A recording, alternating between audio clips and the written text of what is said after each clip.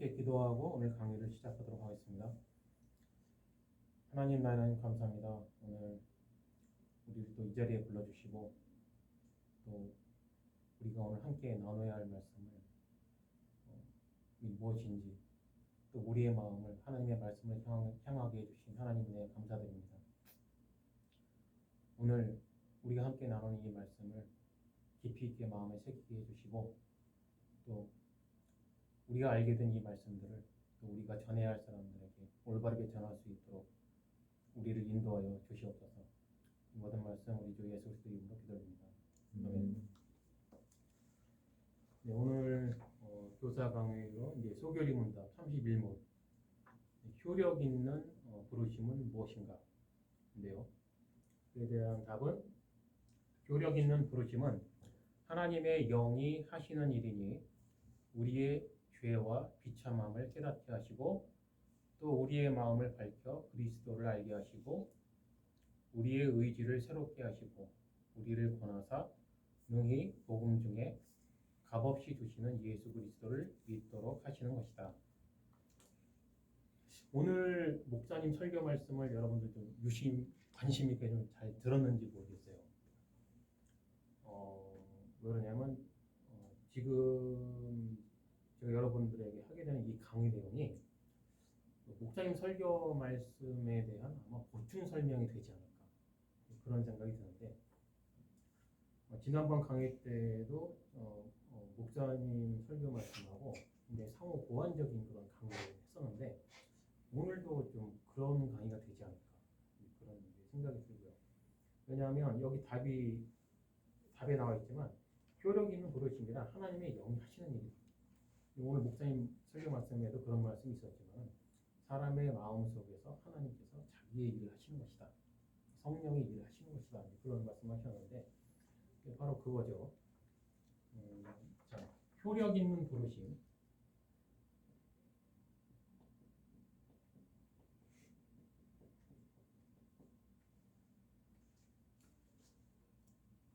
자, 여기에서 중요한 것이 있는데 뭐냐면 성령의 일인데 의지를 새롭게 하신다.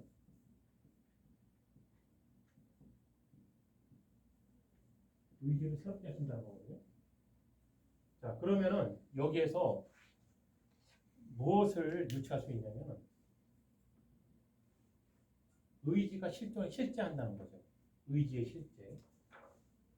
의지란 실제한다. 이거를 왜 얘기하냐면은 개혁주의에서 선택과 예정을 이야기할 때에 알미니안주의에서는 그러면은 개혁주의는 사람의 의지를 부정하는 거냐 라는 이야기를 한단 말이에요. 자, 여러분들이 지난번 이제 강의를 통해서 펠라기우스주의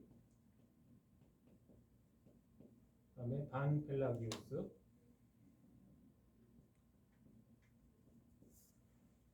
그 계보를 잇는 이제 알미니안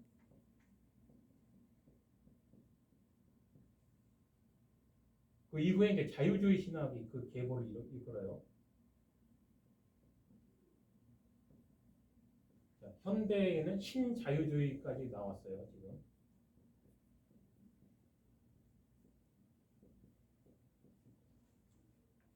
자, 이들이 이 계보를 잇는 사람들인데 이 사람들의 공통점이 무엇이냐면은 자유의지를 주장한다는 거죠. 자, 그런데 이 자유의지를 주장하는 것에 대해서 개혁주의의 입장과 이들의 입장이 있어요. 자, 제일 먼저 펠라기우스가 주장한 거죠. 하나님께서는 인간이 하나님의 말씀을 이해할 수 있기 때문에 무엇인가를 하라고 명령을 주셨고 인간은 인간의 자유로운 의지로 그것을 이해할 수 있다라고 주장을 하는 거죠. 그러니까 해라. 인간의 도덕적인 책임에 대해서 이 사람들 이야기를 하는 거죠. 그렇게 해서 이러한 이론이 발전을 하면서 무엇이 등장했냐면 하나님의 은혜를 받을 수도 있고 받지 않을 수도 있다. 그러니까 이제 불가항력적 은혜와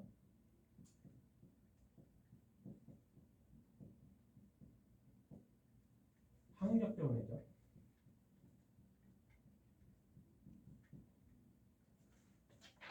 개혁주의는 불가항력적 은혜를 주장하고 이 계통의 사람들은 항력적 은혜를 주장하죠. 그러니까 하나님께서 인간을 구원하기 위해서 은혜를 베푸셨는데 하나님께서 선택하고 예정하신 그 사람들에게 이 은혜가 도달했을 때 그 죄인은 그 은혜를 거부하지 못한다. 받아들일 수밖에 없다라는 것이 개혁주의에서 주장하는 불가항력적 은혜이고, 이 알비니안주의부터 해서 이쪽 계통이 주장하는 것은 은혜를 하나님께서 베푸셨으나 그 은혜를 받고 안 받고는 나의 문제라는 얘기죠. 그것이 나의 자유로운 의지이다. 자, 그러면은 여기에서 무엇을 이제 우리가 이제 어떤 것이 가장 큰 문제이냐를 이제 유출할 수 있죠. 자유의지가 무엇이냐죠. 자유의지가 무엇이며 이게 어떠한 상태인가를 어떻게 이해하느냐가 굉장히 중요한 그런 핵심적인 주제가 되는 겁니다.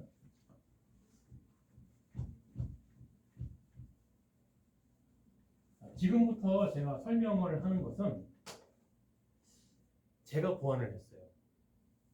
이 자유의지를 어떻게 하면 참 쉽게 설명할 수 있고 자세하게 설명할 수 있을까를 참 고민을 많이 했어요. 왜냐하면 수많은 신학자들이 이 자유의지 때문에 몇백 년을 싸웠잖아요. 몇백 년이 아니라 거의 2000년 이상으로 싸웠다고 보면 돼요, 사실은. 그렇다고 제가 특출난 사람이 아니라 그게 아니고 고민을 하다 보니까 이런 방법으로 설명하면 어떨까라는 이제 생각으로 제가 이제 좀 고안을 해왔어요.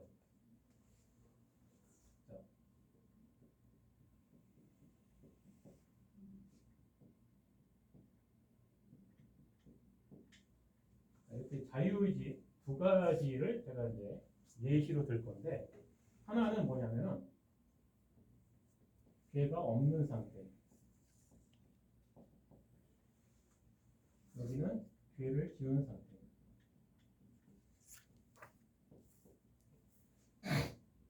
일단 자유의지가 무엇인가에 대한 정의를 한번 생각해 보죠. 자, 자유는 자유이고 자유롭다는 뜻이잖아요. 의지는 무엇인가? 의지라는 거는 좀 쉽게 말하면 내 마음이잖아요, 사실. 내 마음. 선택하는 것. 우리는 매일매일 선택을 하잖아요.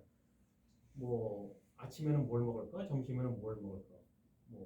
메뉴를 선택할 때 짜장이냐 짬뽕이냐 고민하다 보니까 짬짜면도 나오고 이런 식으로. 그래서 결국에는 의지라는 건 내 마음이죠. 내가 무엇을 선택할 것인가. 자, 인간이 죄가 없던 상태나 죄를 지은 상태나 이 자유의지는 없어지지 않고 동일하게 인간에게는 의지가 있다. 왜냐하면 오늘 그 31문의 답에서도 우리의 의지를 새롭게 하시고 라는 말이 있듯이 우리에게는 의지가 실제한다는 것이 성경의 증언이잖아요. 그렇기 때문에 어떤 상태든지 의지는 여전히 존재하고 있다.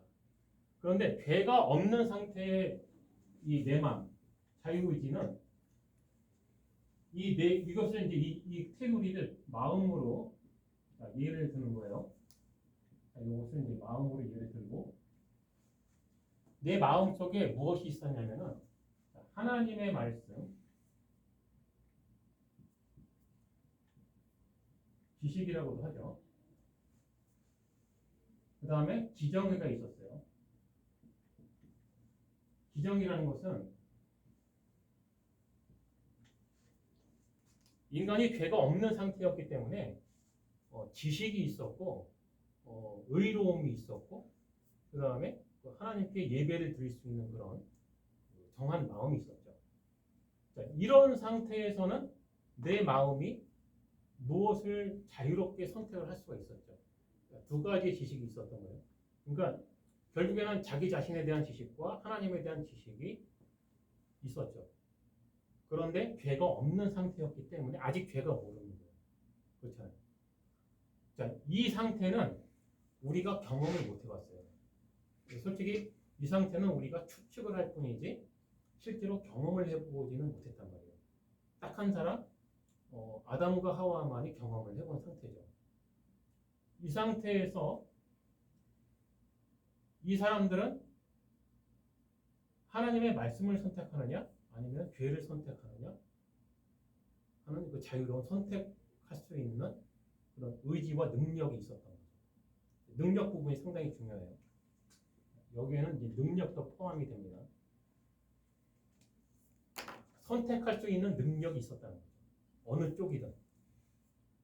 그런데 그 자유로운 능력으로 죄를 선택을 한 거죠. 죄를 선택했다는 것은 즉 하나님의 말씀을 순종하지 않았다는 거죠. 하나님께서 정하신 법을 자, 선악과라는 것은 중요하지 않다 그랬죠. 제가 이전에 한번 선악과 여기 이제 열매가 딸렸는데 이게 무슨 열매이든지 이거는 상관이 없다. 성경이 기록하지 않은 것도 그건 중요하지가 않으니까. 뭐 사람들은 이제 교회에서 연극을 할 때 사과로 표현하지만 사과는 죄가 없다. 중요한 건 하나님께서 이 열매를 먹으면 범죄하는 것이다. 먹으면 죽는다라고 하는 하나님의 말씀이 중요하다는 거죠. 왜? 하나님이 이것이 악이다라고 정하기 때문에 그건 악인 거예요. 근데 사람은 이거를 따먹었을 때 무슨 생각으로 따먹었냐? 그건 하나님 말씀이고 내가 보기엔 죄가 아니라는 거죠. 그거 하나 먹는 행위가 뭐가 그렇게까지 뭐 나쁜 거라서. 그리고 안 그래도 그런 생각하고 있었는데 뱀이 와서 꼬드긴 거죠. 네가 그걸 먹으면 하나님처럼 된다. 그래서 먹지 말라고 한 것이다라고 하는 아주 이제 유혹의 말을 하죠. 그래서 결국에는 사람은 하나님처럼 되고자 선악과를 선택을 했다는 거죠. 이것이 바로 하나님께서 정하신 법을 하나님이 죄이며 악이라고 정해주신 것을 인정하지 않은 거예요. 왜? 그거는 하나님의 기준이고 내 기준으로 봤을 때 그건 아니라는 거죠. 그렇게 해서 사람은 이제 죄를 짓게 됐어요. 자, 그러면 죄를 지은 상태에서는 어떻게 됐냐? 이걸 다 잃어버리잖아요. 지정의를 잃어버리고 능력도 잃어버려요. 무엇도 잃어버려요? 하나님의 말씀, 하나님의 지식도 잃어버리는 거예요. 그래서 무능력하게 돼요. 자유의지는 여전히 있는데 능력이 없다는 거예요. 예전에 죄를 짓기 이전 상태에 있었던 어떤 것이든 선택할 수 있었던 자유로운 그 생각과 능력을 몽땅 다 잃어버렸다는 거죠. 의지는 남아있으나. 그리고 이 상태에서는 무엇이 가득해요? 죄가 가득한 거죠. 죄 이외에는 아는 게 없는 거예요. 이 상태는. 그러면 죄를 지은 상태에서 자유로운 의지는 무엇을 선택을 할 수 있을까요? 여전히 선택할 수 있는 능력이 남아있어요. 그런데 아는 거라고는 죄밖에 없어. 그럼 무엇을 선택하게 되겠어요? 죄밖에 선택할 게 없다는 거예요. 이미 하나님의 말씀도 어떤 정의로움도 의로움도 선택할 수 있는 능력도 잃어버렸고 죄를 지은 상태에서는 죄 이외에는 아는 게 없다는 거죠. 자, 이것이 개혁주의에서 설명하는 자유의지예요. 죄를 지은 상태에서의 자유의지. 자, 그런데 이 사람들은 이 설명을 부정해요. 이 사람들은 이 설명을 인정을 할 수가 없는 거예요. 왜? 개혁주의에서 설명하는 자유의지는 인간은 죄로 가득 찼고 무능력하고 하나님의 말씀을 지킬 수 있는 능력이 존재하지 않는다. 그럼 이제 펠라기오스, 반펠라기오스, 알미니안주의, 자유주의, 신자유주의는 어떻게 생각하느냐? 아니다. 인간은 여전히 하나님의 말씀을 지킬 수 있는 능력이 있다. 이 펠라기오스주의는 이 능력 부분에서 완전하다라고 얘기를 하잖아요. 여전히 완전히 하나님의 말씀을 지킬 수 있는 능력이 있다. 근데 이게 이제 이단으로 정제를 받고 나니까 반펠라기우스가 등장하죠. 그럼 반반으로 하자. 뭐 인간 혼자만의 펠라기우스가 말하는 것처럼 인간 혼자만의 능력으로 하나님을 찾는다든지 하나님의 말씀을 지킬 수 있는 건 아니니까 일단 하나님의 은혜도 필요하고 인간의 선택도 필요하다라고 해서 반펠라기우스주의가 등장한 거죠. 결국엔 이름만 바꿨지 알미니안주의도 동일해요. 반펠라기우스주의하고 동일한 말을 하는 거예요. 결국엔. 그래서 이제 나중에 이제 지금 발전한 게 자유주의와 이제 신자유주의까지 나왔는데 이 사람들은 좀 더 발전을 하죠. 알미니안주의까지는 그래도 하나님의 어떤 그 초자연적인 능력이나 기적 같은 오늘 그 윤영구 설교 시간에 말했던 동정녀 마리아 처녀 몸에서 잉태한 사건 같은 거는 인정을 해요. 이 사람들은. 근데 자유주의 신자유주의에서는 그것도 인정을 안 해요. 그거까지도 뭐 터무니없지 않느냐 뭐 그런 얘기를 하는 거예요. 자 그러면은 성경은 어떻게 이야기하는가? 이 사람들의 주장은 이 사람들의 주장이고 이제 우리는 점검을 해봐야 되겠죠. 하나님께서는 뭐라고 말씀하고 계시는가? 자, 개혁주의에서는 부르심에 대해서 두 가지를 이야기해요. 첫 번째는 외적 부르심이고 두 번째는 내적 부르심을 이야기를 하는데 외적 부름이라는 것은 그야말로 보편적인 부르심, 온 세상에 전파되는 하나님의 말씀인데 누구에게나 공평하게 주어진 기회이죠. 그거를 이제 알미니안주의, 특히 감리교회에서는 이제 그렇게 주장을 하죠. 하나님께서는 세상 만민이 모두 다 구원받기를 원하신다. 근데 이제 개혁주의에서는 선택을 이야기하죠. 예정을 이야기하고 예수 그리스도께서는 모든 사람을 위해 죽은 것이 아니고 구원받기로 작정된 사람들을 위해 죽으셨다. 라고 이제 주장을 하죠. 그래서 이제 알미니안주의 쪽에서는 이제 만인 구원설을 이제 주장을 하는 것이고 이제 개혁주의에서는 이제 이중 예정을 이제 주장을 하는 거죠. 그렇게 해서 자 그런데 예수님께서 그런 말씀하셨어요. 마태복음 22장 2절에서 14절 좀 긴데 쭉 읽어보면 이제 중요한 것만 이야기해요. 천국은 마치 자기 아들을 위하여 혼인잔치를 베푼 어떤 임금과 같으니 그 끝에 부분에 가면 뭐라고 나오냐면 청함을 받은 자는 많되 택함을 입은 자는 적으니라. 문제는 이게 예수님이 직접 하셨다는 얘기예요. 이 말씀을 이 사람들처럼 이 사람들이 해석하는 말이 아니라 예수님 직접 말씀하신 거예요. 자, 외적 부르심, 세상 모든 사람에 대해서 공평하게 하나님의 말씀은 전파가 된다. 그렇게 청함을 받은 자들은 많다. 초대받은 자는 많은데 문제는 그 중에서도 선택을 입은 자는 적다는 거죠. 예수님께서 직접 이 말씀을 안 하셨으면 이 사람들의 말이 맞다라고 인정해 줄 수도 있어요. 근데 문제는 성자 하나님께서 그런 말씀을 하셨다는 게 문제인 거예요. 그래서 이거를 이 사람들 말대로 하려고 그러면은 예수님의 말씀도 부정을 해야 됩니다. 이게 이제 한 가지의 팩트고요. 다른 것은 이제 여러분들이 이제 읽어보면 이제 쉽게 알 수 있고. 그럼 내적 부르심이 뭐냐? 그게 바로 이제 오늘의 핵심인 유효한 부르심인데 로마서 1장 5절과 6절 그로 말미암아 우리가 은혜와 사도의 직분을 받아 그의 이름을 위하여 모든 이방 중에서 믿어 순종하게 하나니 너희도 그들 중에서 예수 그리스도의 것으로 부르심을 받은 자니라.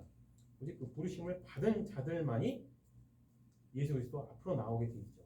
그래서 요한복음 6장 44절에도 나를 보내신 아버지께서 이끌지 아니하면 아무라도 내게 올 수 없으니 하나님의 선택을 말씀하시잖아요. 예수님께서 또 이 예수님께서 직접 하신 말씀인데 아버지께서 이끄는 그 자 선택된 자들이죠. 그렇지 않으면 아무라도 내게 올 수가 없다. 아무나 오는 게 아니라는 얘기죠. 그리고 오는 그 사람은 내가 마지막 날에 다시 살릴 것이다. 예수님의 말씀이요 해석이기 때문에 이런 것을 이제 부정할 수가 없는 거죠. 자, 그리고 이 인간의 전적 타락과 이 무능력에 대해서 성경이 또 그렇게 주장을 하고 있어요.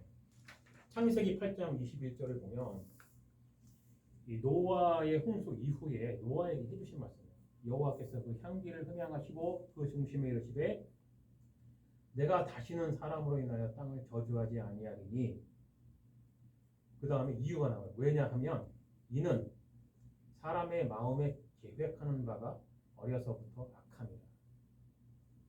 날 때부터 악하다는 거예요. 하나님께서 직접 말씀하신 구약 때 노아의 홍수 이후에 다시는 그렇게 안 하겠다. 왜? 인간이 나면서부터 악하다. 하나님의 선언이에요. 근데 이 사람들은 아니래. 이 사람들은 아니라는 거예요. 이 사람들은 성경을 도대체 어떻게 읽는지 이해가 안 되는데, 자, 그리고 이제 다윗도 증언을 하죠. 시편 51편 5절에 내가 죄악 중에 출생하였으며 모친이 죄 중에 나를 잉태하였나이다. 내 어머니도 죄인이라는 거죠. 죄인인 내 어머니가 나를 낳았으니까 나도 죄를 지고 태어났다는 거예요. 결국에 성경은 모든 인간은 나면서부터 이렇게 죄를 지은 상태, 자유의지는 있으나 그놈의 자유의지로 선택할 수 있는 건 죄밖에 없다 라는 것을 성경은 분명하게 이야기하고 있다. 자, 그렇다면 이제 믿음에 대한 지난주에 이야기했던 믿음에 대한 설명에 대해서 조금 더 이제 디테일하게 설명하게 될 텐데, 오늘 목사님께서 설교 말씀에서 그런 말씀을 이제 많이 하셨단 말이에요. 은혜의 상태, 성령의 자기의 일하심, 그리고 그런 은혜 속에서 성령의 인도하시는 삶을 살아가는 그 부분에 대해서 이야기를 많이 하셨는데, 요한복음 3장 5절에서 8절 굉장히 유명한 말씀인데요. 니고데모와의 이야기죠. 예수께서 대답하시되 진실로 진실로 네게 이르노니 사람이 물과 성령으로 나지 아니하면 하나님 나라에 들어갈 수 없느니라. 육으로 난 것은 육이요 성령으로 난 것은 영이니 내가 네게 거듭나야 하겠다 하는 말을 귀히 여기지 말라.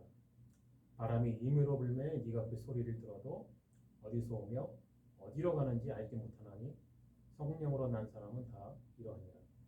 네, 거듭난다는 말이죠. 굉장히 많이 들어봤죠, 여러분들. 교회에서 거듭난다는 말을 안 들어본 사람은 없을 거예요. 거듭남이 무엇일까? 새롭게 태어나는 거죠. 새로운 창조를 이야기합니다. 그리스도인으로 창조를 하는 거예요. 이게 성령께서 하시는 일인데, 자, 이 상태, 죄를 지은 상태 인간의 마음에서, 인간의 마음에 자유의지가 있는데 죄밖에 없고 무능력하단 말이에요. 그러면 성령께서는 오늘 그 답에서 계속 제가 그 얘기하는 답에서 의지를 새롭게 하십니다. 자, 이 마음을 새롭게 하신다는 거잖아요. 이게 거듭나는 거잖아요. 물과 성령은 거듭납니다. 어떻게 하느냐? 예수님께서 굉장히 어렵게 말씀을 해주시긴 했어요. 니고데모에게. 바람이 임의로 불매 어디서 불고 어디서 가는지 알지를 못한다. 성령을 아는 사람은 다 이렇다. 라고 말씀하셨는데, 자, 성령께서 이 죄인의 마음에 여기에 플러스 하나님의 말씀을 전해주십니다.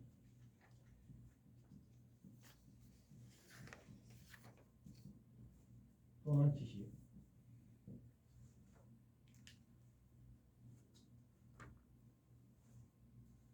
죄밖에 모르던 인간의 마음에 하나님에 대한 지식이 들어온 거예요. 자, 이 상태가 그래도 여전히 죄가 없었던 상태의 인간의 마음과는 다른 상태예요. 자, 여기도 하나님의 말씀이 있죠. 여기도 하나님의 말씀이 있어요. 문제는 이 부분이 틀려요.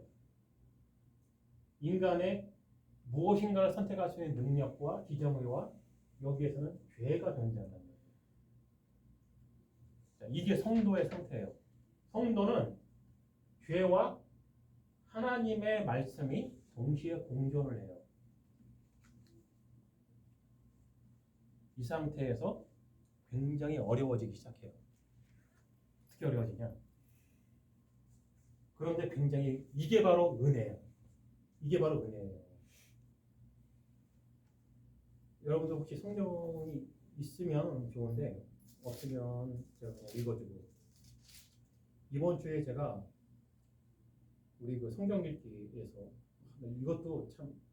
이것도 하나님의 참 인도하심이다라고 생각할 수밖에 없는데 느헤미야 8장을 보면서 정말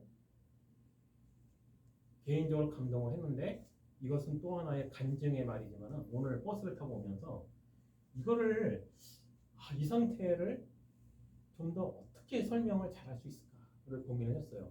그런데 다시 느헤미야 8장을 보게 됐는데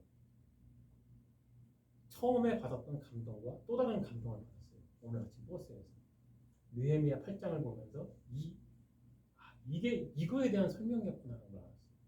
정말 놀랐어요. 근데 이거는 무슨 생각이 들었냐면은 나 개인에게도 참 은혜이지만 이거는 참 여러분들을 위해 준비된 말씀이 아닐까 그런 생각을 하게 됐어요. 그래서 조금 시간이 길어지더라도 이 부분을 좀 읽어주고 싶은데 느헤미야 8장은 진짜 교회의 모습이에요. 교회 그 자체. 자, 이스라엘 자손이 그 본성에 거하였더니 7월에 이르러는 모든 백성이 일제히 수문앞 광장에 모여 학사 에스라에게 여호와께서 이스라엘에게 명하신 모세의 율법책을 가지고 오기를 청하며 무슨 말이에요? 백성들이 그러니까 교회로 치면 성도들이 목사님에게 성경 말씀을 가져오라고 부탁을 한 거예요. 목사님이 설교 말씀 들으라고 사람들 부른 게 아니고 백성들이 하나님의 말씀을 찾기 시작한 거예요. 이거 여기서부터가 성령의 사역하심이에요. 왜? 이 사람들이 왜 이런 마음을 가졌냐? 죽도록 고생을 했거든요. 그들의 조상들의 죄 그리고 그 사람들 본인들의 죄에 의해서 전쟁 포로가 됐어요. 끌려갔다가 예전에 한번 배웠죠. 바사왕 고레스에 의해서 다시 이스라엘 땅으로 포로 귀환이 되잖아요. 이 사람들이 지금 그 사람들이에요. 울면서 돌아옵니다. 그러면서 하나님의 말씀을 생각합니다. 그래서 이 사람들이 회개하는 마음으로 하나님의 말씀을 찾기 시작한 거예요. 거기에 하나님께서는 에스라 그 다음에 느헤미야 이 사람들을 준비하시고 함께 보내주십니다. 그래서 이 사람들이 에스라에게 하나님의 말씀을 가르쳐달라고 요청을 하는 거예요. 지금 이 상황이 2절에 보면 7월 1일에 제사장 에스라가 율법책을 가지고 남자 여자 무릇 알아들을 만한 회중 앞에 이르러 율법책을 가지고 성경책을 가지고 왔다는 수문 앞 광장에서 새벽부터 오전까지 해 뜰 때부터 한 12시까지라는 얘기죠. 한 6시간 정도 5시간 6시간 정도를 남자 여자 무릇 알아들을 만한 자의 앞에 읽음에 뭇 백성이 그 율법책에 귀를 두으려는데 하나님의 말씀을 듣기 시작했다는 거죠. 이 마음 자체가 하나님 이 사람들의 죄인들의 마음에 하나님의 말씀이 들어오기 시작한 거죠. 성령에 의해서. 때 학사 에스라가 특별히 지은 나무 강단의 섬에 저기 뭐 강대상이죠. 교회로 치면. 예. 그 뒤는 이제 저기 어떤 그 장로 마치 장로들 같아. 장로들 집사하고 이런. 그다음에 학사 에스라가 모든 백성에 서서 저희 목전에 책을 펼 때에 모든 백성이 일어서니라. 하나님 말씀에 대한 존경심. 이 부분은 내가 한국 교회에서는 안 하는데 우리 멕시코 교회에서는 실제로 공적 예배에서 성경 말씀을 딱 읽으면 다 일어나요. 앉아서 성경 말씀 안 들어요. 실제로 한국에서는 이제 안 돼 있는데 그건 이제 문화의 차이니까 그런 거는 뭐. 에스라가 광대하신 하나님 여호와를 송축하며 모든 백성이 손을 들고 아멘 아멘 응답하고 몸을 굽혀 얼굴을 땅에 대고 여호와께 경배하였느니라. 7절이 위에는 이제 사람 이제 명단인데 다 그 처소에 있는 백성에게 율법을 깨닫게 하는데 이 사람들이 하나님의 말씀을 읽어만 준 게 아니라 해석을 했다는 거죠. 그렇죠? 하나님의 율법책을 낭독하고 그 뜻을 해석하여 바로 해석이라는 말이 직접 나와요. 해석하여 백성으로 그 낭독하는 것을 다 깨닫게 하며 오늘 목사님 말씀에도 그런 말씀하시잖아요. 어떤 신비주의적인 심리가 있던 게 아니고 제가 지난번에도 강조했다시피 이성적인 믿음 이게 하나님께서 요구하시는 바예요. 바로 이게 진정한 교회의 모습이에요. 하나님의 말씀을 신비적으로 무슨 뭐 이렇게 던지는 게 아니라 읽어주고 이게 무슨 말씀인지 설명을 하고 있다. 올바른 해석을 해주고 있고 알아들을 수 있게. 자, 백성이 율법의 말씀을 듣고 다 우는지라 회개하기 시작했어요. 이 하나님의 말씀이 죄인의 마음에 딱 들어오면서부터 이제 내 죄와 하나님의 말씀이 비교당하기 시작하는 거예요. 이 상태가. 자, 백성이 율법의 말씀을 듣고서 우는지라 총독 느헤미야와 제사장 중 학사 에스라와 백성을 가르치는 레위 사람들. 하나님의 그러니까 백성을 가르치는 레위 사람들. 원래 제사장으로 알려져 있잖아요. 레위 사람들. 그러니까 레위 사람들이 제사만 지내는 게 아니라 하나님의 말씀을 백성에게 가르쳐야 되는 의무가 있었어요. 이걸 안 했을 때 나라가 망한 거예요. 교회도 마찬가지예요. 그래서 교육을 가장 중요하게 저는 여기는데 그게 없으면 그 교회도 망하는 거예요. 모든 백성에게 이르기를 오늘은 너희 하나님 여호와의 성일이니 슬퍼하지 말며 울지 말라. 느헤미야가 또 이르기를 너희는 가서 살찐 것을 먹고 단 것을 마시되 예비치 못한 자에게는 너희가 나눠주라. 이날은 우리 주의 성일이니 근심하지 말라. 여호와를 기뻐하는 것이 너희의 힘이니라. 이 부분에서 제가 확 갔어요. 여호와를 기뻐하는 것이 너희의 힘이니라. 잘 생각해 보세요. 죄인의 마음에 죄는 여전히 존재하는데 하나님의 말씀이 들어오고 여기에서 뭐가 공존했어요? 슬픔과 플러스 기쁨. 이거 잊지 마세요. 이게 진정한 성도의 상태예요. 슬픔과 기쁨이 공존하는 마음이 진짜 믿음을 가진 자들의 마음이에요. 왜? 자기 자신에 대한 지식. 나는 분명히 죄인이라는 걸 깨달았어요. 근데 내 마음에 성령에 의해서 하나님의 말씀이 밀고 들어왔어요. 그래서 죄인의 마음, 죄인의 자유의지에는 죄와 거룩하신 하나님의 말씀이 공존을 하는 거예요. 공존. 그러면 동시에 두 가지의 감정을 느낄 수밖에 없어요. 슬픈 마음과 기쁜 마음. 어쩌라는 거예요 도대체. 슬픔과 기쁨이 공존한다는 그 감정을 한번 생각해 봤어요. 이게 굉장히 어려운 건데 진짜 참 믿음을 가진 성도가 아닌다면 이거를 몰라요. 저는 이 느헤미야서 이 부분을 읽으면서 저는 금방 깨달았어요. 왜? 내가 이 상태를 지나갔으니까. 지금도 그렇고. 지금도 마찬가지로 나에게는 항상 내 죄의 무게와 하나님 말씀의 은혜가 공존을 해요. 그러다 보니까 기쁘기도 하고 슬프기도 하고 왔다리 갔다리 하는 거예요. 이게 근데 그게 기쁨인지 몰랐어요. 분명히 감정은 가지고 있는데 그게 기쁨이라는 단어로 표현은 되지는 않았었어요. 그냥 그저 감사할 뿐이었으니까. 그런데 그 감사하는 그 마음이 그게 기쁨이더라고요. 레위 사람들도 모든 백성을 정숙하여 이르기를 오늘은 성일이니 마땅히 종용하고 근심하지 말라 하매 강제로 이 슬픔을 슬프긴 한데 이 사람들도 마찬가지죠. 그 슬픈 마음을 모르는 건 아니라는 거죠. 자기들도 아니니까. 그런데 하나님의 성일이라는 거예요. 기쁜 날이라. 기쁨이 분명히 우리와 함께 존재하는데 마음은 슬퍼. 뭘 했는지 아니까 자기들이 죄가 뭔지 아니까.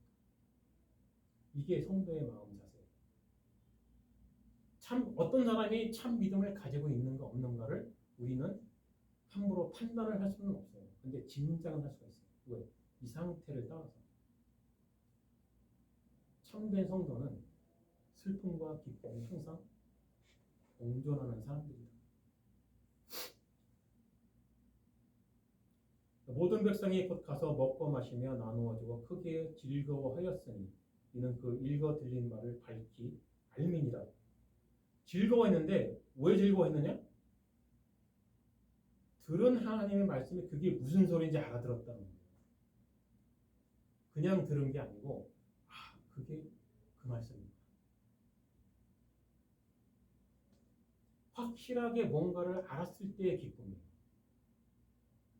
어떤 교과서적인 내용의 지식적인 내용이 아니고 하나님이 존재하시고 나는 죄인이고 그리고 정말로 하나님께서 나를 여기까지 인도하셨고 하는 이런 복잡하고 미묘한 그 지식들이 이거는 실전이 아니면 알 수가 없는 것들이에요.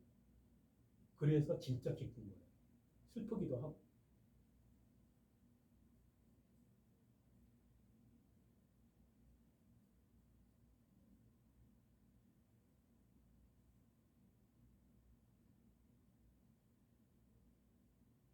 네, 뭐 여기까지만 해도 이 느헤미야서는 여러분들 기회가 있으면 느헤미야 8장을 다시 한번 읽어볼 수 있도록 하고요.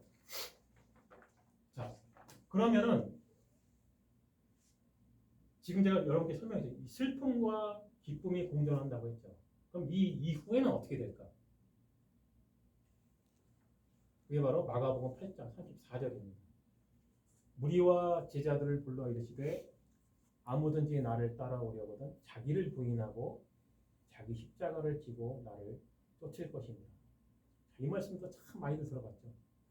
근데 알미니안주의자들에 의해서 이놈의 십자가가 뭔가 교회를 위해서 봉사를 하고 나를 헌신하고 하는 걸로 설명이 됐어요.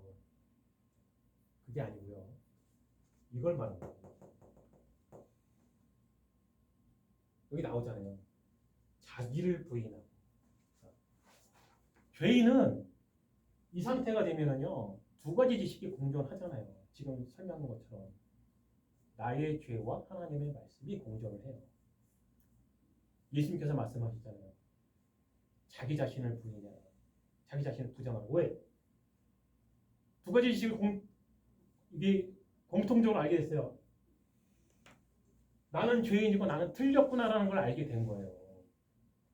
그렇잖아요. 이 부분이 바로 참된 성도는 여기서 나를 부정하게 되는 거예요. 나는 아니구나.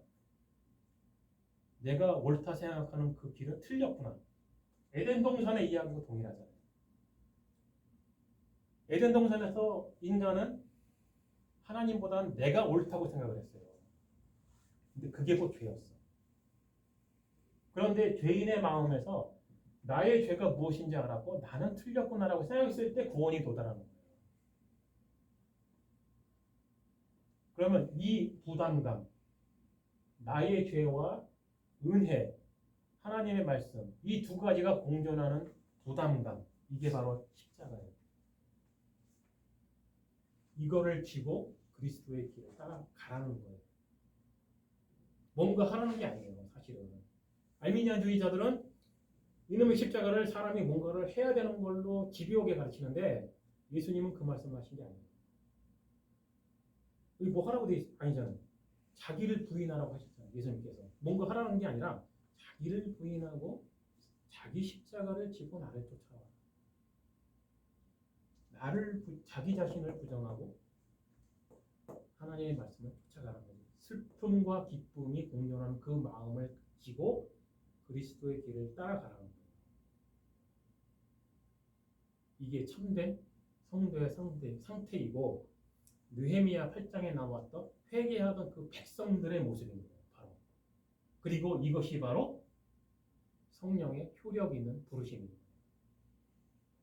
그러면은 이 상태가 생각을 해봐요. 물리적으로 성령이 이 사람의 자유의지를 외과 수술을 한 게 아니잖아요. 사람의 마음을 업어치기 한 판을 한 게 아니잖아요. 무슨 얘기냐? 사람의 자유의지는 여전히 존재하는 거예요. 근데 이 사람의 마음에 성령 하나님께서 하나님의 말씀을 알게 하시고 회개하게 하시고 이 죄인의 의지를 새롭게 하십니다. 자유롭게 기쁘고 즐거운 마음으로 하나님의 말씀을 따라가게 그렇게 인도하시는 거지 인간의 자유의지를 무시하고 너는 틀려먹은 인간이니까 그냥 이렇게 뒤집어서 새롭게 만들자. 그게 아니잖아. 그게 아닌 거예요. 이게 바로 거듭남의 이야기예요. 어떻게 죄인의 마음이 새롭게 태어나는가. 죄밖에 모르면 죄밖에 못 짓죠. 그런데 그 마음에 하나님의 말씀을 알게 됐고 진짜 은혜가 무엇인지 알게 되었을 때 갈등이 시작이 되는 거죠. 여전히 죄를 짓고 싶어하는 나. 그리고 하나님의 은혜도 기뻐하는 나. 하나님의 말씀도 지키고 싶고 내 죄도 여전히 짓고 싶은 갈등이 오락가락하는 그 마음. 그게 바로 십자가 그 자체예요. 그렇게 해서 성령께서는 이렇게 된 상태의 성도를 이끌어 가시죠. 성도의 삶으로 이끌어 가시는 거예요. 왜? 마지막 날까지 이 갈등은 멈추지 않아요. 사람은. 우리의 육체의 생명이 다하는 날까지 이 갈등은 하루도 멈추는 날이 없어요. 지속적인 갈등. 그렇지만 성령께서 하나님께서 약속하신 건 뭐예요? 그 중에 하나도 잃어버리지 않는다. 참된 성도는 그 말씀을 믿는 거예요. 다윗이나 어떤 그런 믿음의 선배들이 갈등하는 게 뭐, 오늘도 목사님께서 그 얘기하셨지만은 이렇게 성도의 생활을 하다가 다시 죄로 빠질 수가 있단 말이에요. 왜냐하면 여전히 죄가 살아있습니다. 죄의 유혹이 온단 말이에요. 그게 너무나 달콤하고 너무나 좋으면 떠날 수도 있어요. 그래서 교회 생활 잘하다가 어느 날 갑자기 타락해서 떠나는 사람을 보고도 낙심할 거 없어요. 그가 진짜 선택받은 사람이면 하나님께서는 그 사람을 놓치지 않아요. 그것도 섭리예요. 오늘 위령부 예배에 참 숫자가 적게 들어왔죠? 실망을 좀 했을 거예요. 근데 그 실망하는 마음은 가지고 있도록 하세요. 그게 교사의 마음이에요. 그러나 그것도 하나님의 섭리입니다. 우리는 그 섭리가 무슨 계획이 있고 어떻게 이끌어 가시는지 몰라요. 나 개인의 마음으로는 이 예배에 오늘 이 말씀을 듣지 못한 그 사람들이 안타깝고 서운하기도 하고 그렇긴 하지만 그럴 수도 있어요. 왜?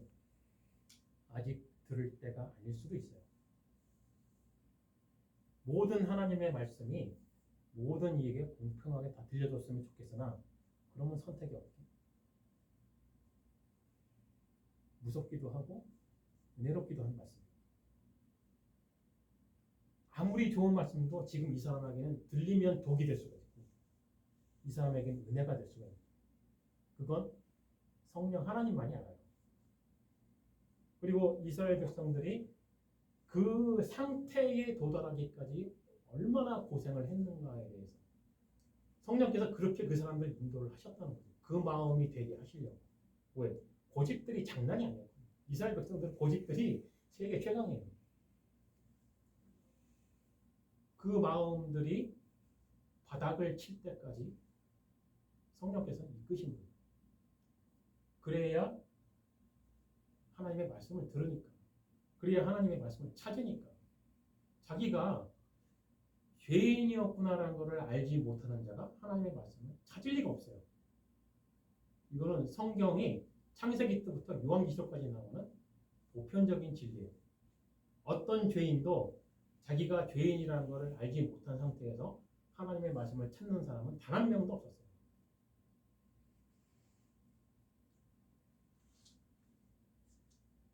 자, 이 부분이 이해가 됐는지 모르겠는데 이 부분이 상당히 중요한 겁니다. 성령이 죄인의 의지를 새롭게 하십니다. 어떻게? 하나님의 말씀으로. 하나님의 말씀을 모르던 죄인에게 하나님을 알게 하시고 하나님에 대한 지식을 알게 하시고 그것을 믿게 하시고 회개하게 하시고 이 모든 것이 성령 하나님의 인도하십니다. 이렇게 해서 죄인의 의지가 새롭게 된다. 그랬을 때 그 상태가 바로 거듭난 상태이다.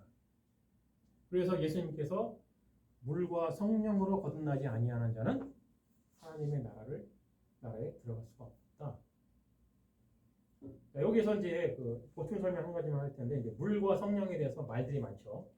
그래서 이제 알미니언주의자들은 물은 물 세례고 성령은 성령 세례다 이런 식으로 설명을 많이 하는데 그래서 제가 밑에다가 좀 써놨는데 에스겔서 36장 네. 25절 28절을 읽어보면 이것에 대한 설명이 나와 있어요. 이것에 대한 질문을 받을 수도 있기 때문에 여러분들 설명을 해주는데 그리고 알고 있으면 좋으니까 맑은 물로 너희에게 뿌려서 너희로 정결케 하되 곧 너희 모든 더러운 것에서와 모든 우상을 섬김에서 너희를 정결케 할 것이며 또 새 영을 너희 속에 두고 새 마음을 너희에게 주되 너희 육신에서 굳은 마음을 제하고 부드러운 마음을 줄 것이며 또 내 신을 너희 속에 두어 너희로 내 율례를 행하게 하리니 너희가 내 규례를 지켜 행할지라. 에스겔이니까 이제 구약이죠. 구약인데 예언의 말씀이에요. 교회 시대를 예언합니다. 예수 그리스도께서 부활 승천하시고 성령이 강림하시고 신약의 교회가 시작이 되면 이런 일이 생길 거라는 거죠. 여기서 물과 성령에 대한 설명이 구약 성경에 이미 이 논란이 될 부분에 대해서 해석을 주시는 거예요. 그냥 성령의 거듭남의 사역을 말을 하는 거예요. 물이 그냥 뭐 물세를 받아야 되고 뭐 그렇게 해서 침례교 사람들은 그런 주장을 하잖아요. 머리 끝까지 물속에 퐁당 들어갔다 나오지 않으면 세례는 무효. 그게 왜 중요한지 모르겠습니다. 세례를 받으면 뭐예요? 사람의 마음이 거듭나지 않으면 물세례 따위는 아무 소용이 없는 거잖아요. 세례 증서 받았다고 해서 그 사람이 진짜 참 그리스도인이 되는 거예요. 그렇지 않은 사람 많잖아요. 어거스틴이 잘못한 부분이 이제 그건데 어거스틴이 이제 세례의 중요성을 너무 어거지로 주장하는 그런 경우가 있는데 개혁주의자들은 그렇게 생각하지 않는다. 우리 장로교에서 그냥 머리 위에 살짝 머리에 물을 살짝 뿌리는 이유도 마찬가지예요. 그게 그렇게 중요한 게 아니니까. 물속에 잠수하고 안 하고가 중요한 게 아니고 성령의 인도하심으로 사람의 마음이 사람의 의지가 새롭게 다시 태어났는가 안 태어났는가 이게 중요한 거라는 것을 구약 성경에서부터 설명을 해주는 거예요. 자, 여러분들이 평소에 알고 있었던 그 거듭남의 상태와 그다음에 자기 십자가 이 부분에 대해서 어쩌면 다시 한번 이제 생각을 하게 된 계기가 됐을 수도 있겠다 이렇게 생각을 하는데 느헤미야 8장 이번 주에 저에게는 정말 감동이었고 오늘 아침에 한 번 더 감동이었고 이 상태를 설명하기 위한 정말 대단한 그런 그 보충 설명이었다. 이게 제 머리에서 나온 건 아니에요. 사실은 진짜로. 왜냐면 제가 구상을 못했어요. 이걸 알기는 알겠는데 어떻게 설명해야 할지 안개처럼 희미하더라고. 근데 그 막간에 그 1시간 동안 버스 타고 오면서 느헤미야 8장에서 그게 이게 이 설명이었구나라는 거를 이제 깨닫게 되는데 이런 경우는 정말 그 성령의 인도하심이 아니면 알 수가 없는 상태이다. 라고 이제 생각이 되고요. 개인적으로 한 번 더 이제 제가 부탁하고 싶은 것은 참된 성도의 상태, 자기 자신을 점검해봐도 알지만 모든 참된 성도는 참된 그리스도인은 항상 슬픔과 기쁨이 공존한다. 이 상태를 가지고 있는 사람들이 진짜 성도들이다. 개인적으로는 제가 목사님을 뵈도 목사님도 항상 이 모습이시더라고요. 항상 고뇌하시는 것 같아. 내가 보기에도. 근데 그거를 왜 아냐면 나도 그러니까. 이게 성도를 알아보는 거예요. 이게 그런 고뇌를 하고 계시는구나. 근데 그것은 어떤 그 직분이나 이런 거는 관계가 없고 누구든지 어떤 사람이든지 참되게 하나님의 말씀을 깨달은 자들은 느헤미야 8장에서 백성들이 그렇게 갈등했던 것과 동일한 것들을 갈등을 하게 돼 있어요. 이런 것으로 해서 우리가 참된 성도와 아닌 사람들을 구별할 수가 있다. 그리고 여러분들의 학생들에게 설명해야 되는 부분들 이런 걸 상당히 중요하다고 생각을 해요. 거듭남이 무엇인지 그리고 자기 십자가가 무엇이고 자기를 부인한다는 것이 무엇인지 이런 것들은 정말 중요하게 설명이 돼야 한다. 개인적으로 생각이 됩니다. 질문 혹시 있나요?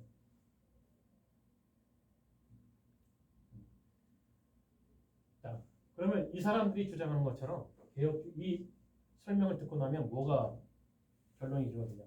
개혁주의 신학은 인간의 자유의지를 훼손하지 않는다. 훼손을 하는 게 아니라 인간의 자유의지가 죄인의 자유의지가 어떻게 새롭게 되는지를 설명하는 것일 뿐이다. 그리고 이렇게 인도하심에서 하나님께서 선택하신 자들은 하나도 놓치지 않는다. 죄밖에 없는 사람이 죄밖에 모르는 상태의 죄인의 마음이 어떻게 하나님의 은혜를 받고 안 받고를 결정할 수가 있겠는가? 라는 설명인 거예요. 질문 없으면 기도하고 마치도록 하겠습니다. 하나님, 나의 하나님 감사합니다. 우리가 오늘 하나님의 은혜로 죄인의 마음에 무엇이 있는지 그리고 슬픔과 기쁨이 항상 공존한다는 것을 오늘 함께 나누었습니다. 우리가 주님의 은혜로 참된 성도의 상태가 어떤 것인지를 한번 생각을 해보았습니다.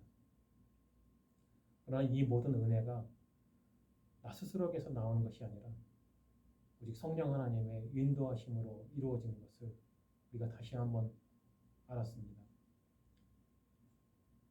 우리가 하나님께 무엇을 기도를 해야 하는지, 우리가 무엇을 구하고 바라야 하는지를 오늘 다시 한번 알았습니다.